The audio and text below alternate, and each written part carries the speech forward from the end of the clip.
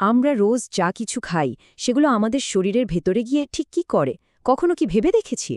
কিছু খাবার তো আমাদের অঙ্গ প্রত্যঙ্গের জন্য একদম ওষুধের মতো কাজ করে, আবার কিছু খাবার কিন্তু একদম সাইলেন্ট কিলার বা নীরব ঘাতক হয়ে উঠতে পারে।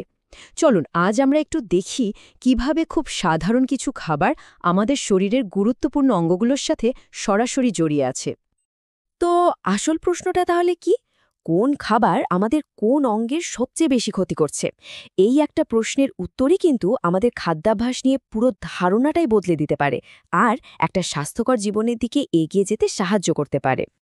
চলুন শুরু করা যাক কিডনি দিয়ে।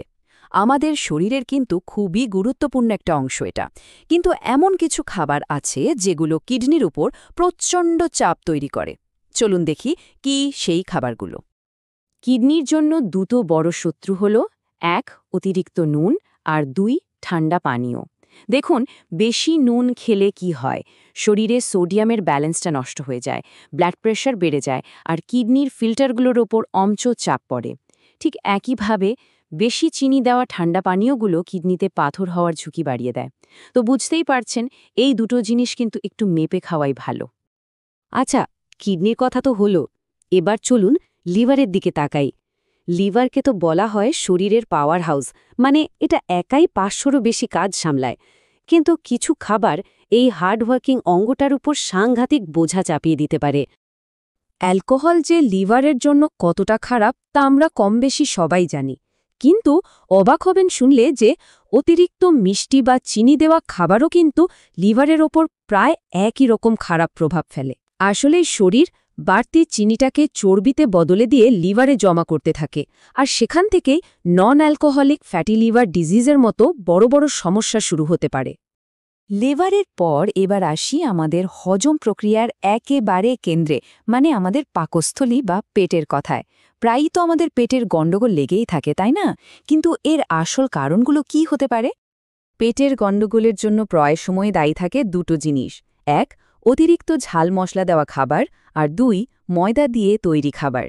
বেশি মশলা দিলে সেটা পাকস্থলীর ভেতরের লাইনিংয়ে একটা অস্বস্তি তৈরি করে আর অ্যাসিডিটি বাড়িয়ে দেয়। অন্যদিকে ময়দার মতো রিফাইন্ড কার্বোহাইড্রেট হজম করা বেশ কঠিন, আর অনেকের ক্ষেত্রেই এটা গ্যাস আর পেট ফোলার কারণ হয়ে দাঁড়ায়। আর সব শেষে যে অঙ্গটা নিয়ে কথা না বললেই নয়, সেটা হলো আমাদের হার্ট বা হৃৎপিণ্ড, আমাদের শরীরের সবথেকে গুরুত্বপূর্ণ অঙ্গ। আচ্ছা, কোন কোন খাবার আমাদের হার্টকে সবথেকে বেশি ঝুঁকির মুখে ফেলে দেয়?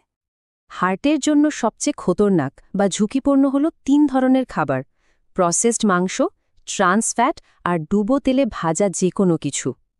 এই যে ট্রান্স ফ্যাট, যেটা সাধারণত বিভিন্ন প্যাকেটের স্ন্যাক্স আর ফাস্টফুডে পাওয়া যায়, এটা কি করে জানেন?